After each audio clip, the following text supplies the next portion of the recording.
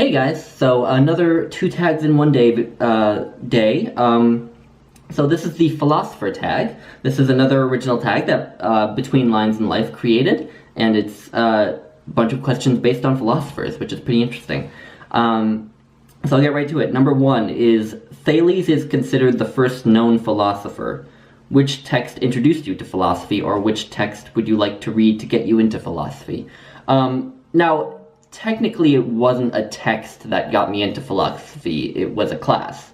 I took a class in my junior year of college about the history of psychology, and a lot of the history of psychology is just philosophy, because up until the 1800s, psychology was basically just a subfield of philosophy. So like we studied people like Descartes and Plato and Aristotle. I think we even touched on David Hume. So yeah, that was my real introduction to philosophy, and that got me more interested in reading philosophy. And but the first book that I did read of philosophy was Thus Spoke Zarathustra by Friedrich Nietzsche. This is I really actually kind of hate this edition. It's like this gigantic paperback, but anyway, yeah, it's beautiful, and it kind of blew my mind, and it kind of changed my life. So yeah, Thus Spoke Zarathustra. Number two is Karl Marx is a political philosopher turning the world upside down with the Communist Manifesto. Which political event or event in history would you like to read more about in fiction? And for me, I'm going to go with communist rule in Czechoslovakia. I tried to read Ivan Klima's Love and Garbage and ended up not really loving it. But I would still like to read about novels in that period. I know Milan Kundera wrote novels that take place in Czechoslovakia. Bohumil Hrabal, I think, is another one. So I definitely want to read more. And I would also like to read memoirs from that time. Ivan Klima himself wrote a memoir about living under communist Czechoslovakia. So that is number two. Number three is Jean-Jacques Rousseau highly influenced the Enlightenment, a period which introduced critical thinking to the common people. Which book or author forced you to think more critically?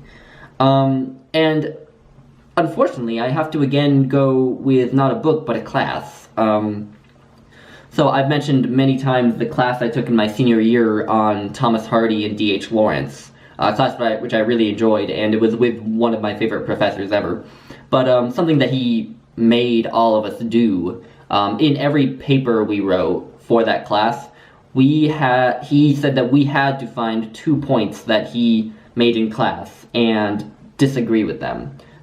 We could pick out anything he said, and we had to disagree with it, and we had to give a reason for disagreeing with it.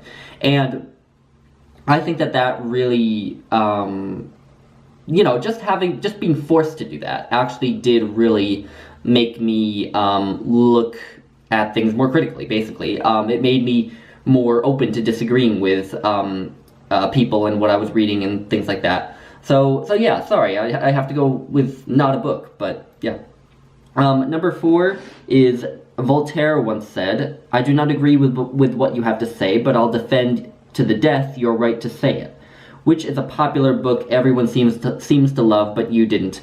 I have to go with Cat's Cradle by Kurt Vonnegut. It was just boring to me.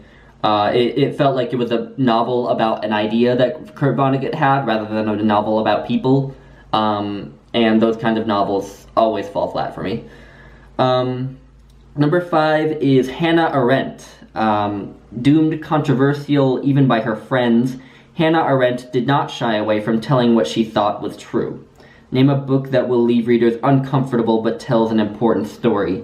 And for this, I'm going with Hiroshima by John Hershey. And no introduction, enough said, I think. Number six is, you must have chaos within you to give birth to a dancing star. A wonderful quote from Nietzsche out of Thus Spoke Zarathustra. Which book do you go back to for its beautiful writing? I don't really go back to any specific book for beautiful writing, but there is a poet who I have returned to more than any other poet, and it's Wallace Stevens. I mentioned him in my last video. He's one of my favorite poets, and there's just always, I never quite can intellectually grasp what he's saying, but I always feel like I'm getting something out of it. And I feel like I get something different every time. And it's all just written so beautifully that, that would be reason enough to go to it. Number 7 is Jean-Paul Sartre raised the question, what is literature? In one of his books.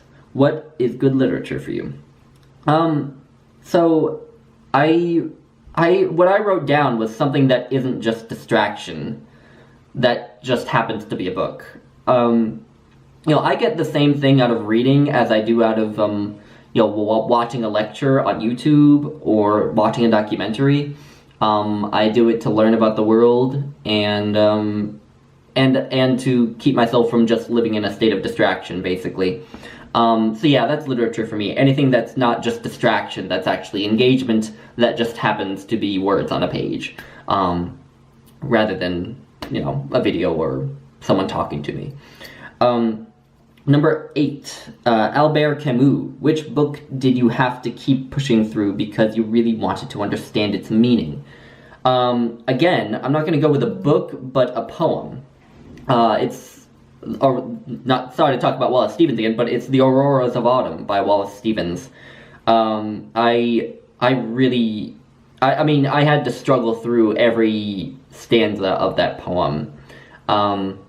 And I read it once. I need to read it again, and I certainly don't get it even after having finished it. But I have more of an idea now than I did when I first read it, obviously. I also listened to a lecture about it, which helped me a lot.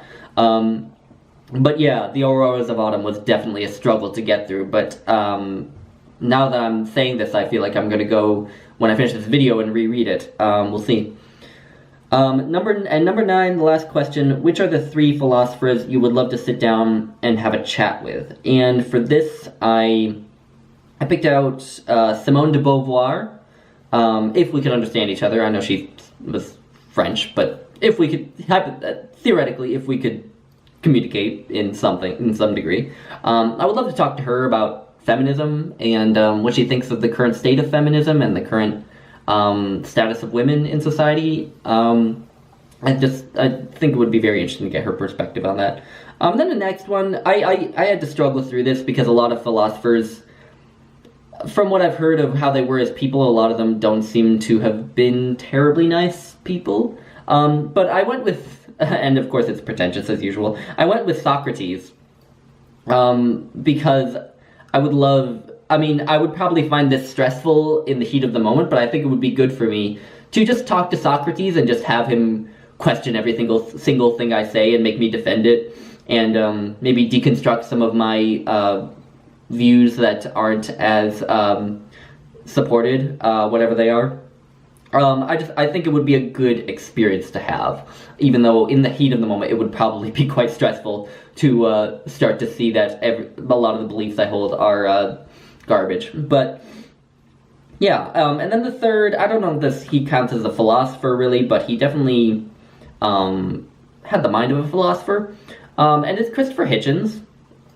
Kind of for a similar reason to Socrates. I would just love to sit down and have a conversation, probably disagree with him a couple of times, or many times, just because, again, I think it would be a good experience, and I would just love to experience his mind in real life, even if it's just listening to him lecture or something, or at a Q&A, I don't know, it would just be really cool. For the same reason that it would be cool with Socrates, I think Christopher Hitchens would really make me defend all of my views thoroughly, and probably make me rethink a lot of my views, which is always good, even if, again, it's stressful in the moment.